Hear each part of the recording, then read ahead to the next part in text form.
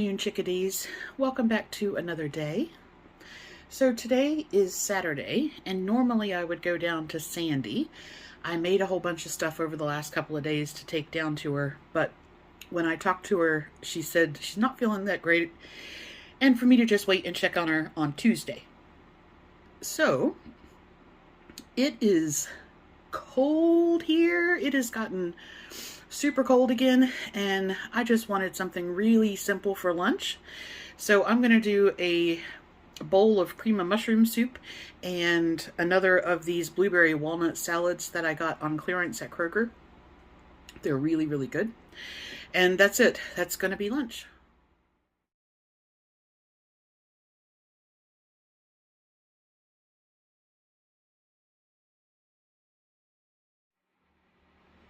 Hey guys.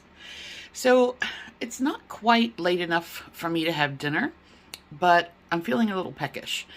So this is going to seem weird, but I have a yellow crookneck squash, which I'm going to slice up and steam and have with some tamarind seasoning. And then this is the beef jerky that I made dehydrated in the air fryer the other night, and I'm going to have about 2 ounces of that. And then that will be my sort of snack before dinner.